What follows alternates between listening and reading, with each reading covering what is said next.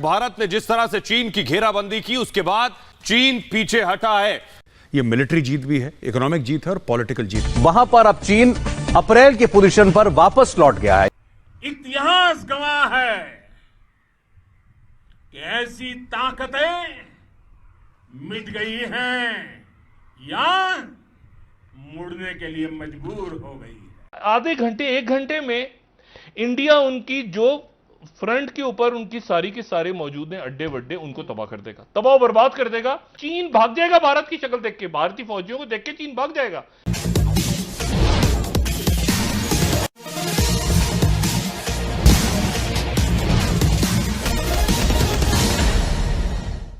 आपने सुना कि चीनी सरकार अपने सैनिकों को एलएसी से पीछे हटाने के लिए राजी हो गया है और इसकी सूचना वहां के विदेश मंत्री खुद वीडियो कॉन्फ्रेंसिंग के माध्यम से भारत के राष्ट्रीय सुरक्षा सलाहकार अजीत डोभाल को दी। या पीएम मोदी का 3 जुलाई का लद्दाख का दौरा और अमेरिका के युद्धपोत का 4 जुलाई को साउथ चाइना सी में आना, इन सभी घटनाओं के तार आपस में जुड़े हुए हैं। इस प्रश्न का उत्तर पाने के लिए मैं आपको अमेरिका के हार्वर्ड केनेडी स्कूल के बेलफोर्ड सेंटर के एक शोध पत्र की ओर दिलाना चाहूँगा, जिसमें भारत और चीन के बीच सैनिक क्षमताओं का तुलनात्मक अध्ययन किया गया है। केनेडी स्कूल के शोध पत्र की चर्चा भारत के मीडिया में बहुत ही कम हुई है, पर पाकिस्तानी मीडिया में इसको बड़े गंभीरता से यह चर्चा का विषय बना हुआ है। इसका कारण है इस रिपोर्ट में किया जाने वाला खुलासा। रिपोर्ट कहता है कि भारत के समक्ष चीन की सेना पारंपरिक युद्ध में नहीं टिक सकती है। क्योंकि जब चीन की सेना भारत के समक्ष नहीं टिक सकती है तो पाकिस्तान का इस भारत की सेना से डर होना स्वाभाविक है। क्या पाकिस्तान की मीडिया में चर्चा हो रही है? आइए देखते हैं।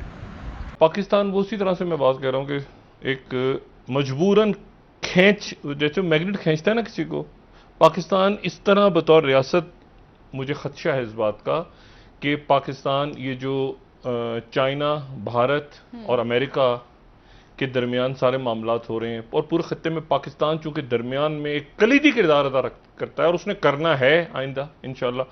तो अब इस जब बड़ी ताकतें टकरा रही हैं, पाकिस्तान दरमियान में है, तो पाकिस्तान जो है वो उसके ऊपर जंग इम्पोज हो सकती है। ठीक है। काफ़ी इम्कानात हैं। जो सिक्योरिटी से मुतालिक लोग हैं उनको इस बात का बहुत खदशा है कि एक जंग जो है वो हमारे सामने खड़ी है और किसी भी वक्त ऐसी सूरत हाल हो सकती है मुल्क में पैदा, अंदरूनी या बैरूनी महाजों पे। अंदरूनी महाजों पे भी ये आपकी जो दहशतगर्दी वगैरह इस शक्ल में, पहले मुसीबतें, कोविड है, मईशत है, सारा कुछ, लेकिन इसके दरमियान एक जंग कहीं पनप रही है तेजी के साथ। और हार्वर्ड केनेडी स्कूल के बेलफोर्ड सेंटर जो है for science and international affairs, उनका एक रिसर्च पेपर है, स्टडी पेपर है, जो उन्होंने कुछ दिन पहले ये जो मामला सारा हुआ भारत के साथ, उन्होंने निकाला कि चीन और भारत का ताल्लुक, ये मार्च के अंदर, मार्च अप्रैल, उन्होंने कहा कि ये बिल्कुल कि है क्या मामला हो सकते हैं अगर चीन और भारत की जंग छिड़ जाए। चीन और भारत की जो छिड़ चुकी है इस वक्त। अब वो ये कहते हैं, वो शुरू ही यहां से करते हैं कि जनाब पहले ये उनकी रिपोर्ट जो है वो, ये रिपोर्ट कहते हैं कि ये है 70-80 पेजेस की। अच्छा, और 70-80 पेजेस की रिपोर्ट पढ़ के बंदे का दिमाग खराब हो जाता है।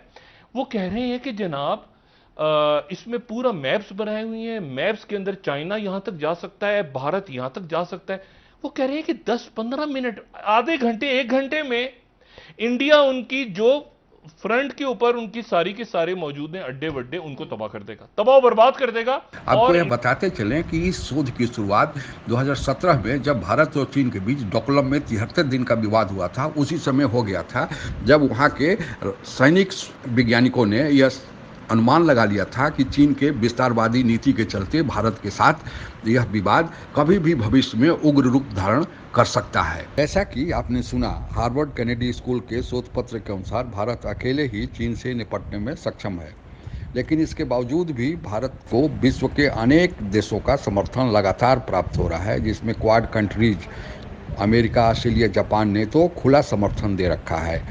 आपको बताते चलें कि अमेरिका के रक्षा मंत्री माइक पोम्पियो ने अभी हाल में ही यह घोषणा की है कि उसके सैनिक तथा फाइटर्स प्लेन तैयार हैं जो भारत की मदद के लिए किसी भी क्षण उपलब्ध हो सकते हैं।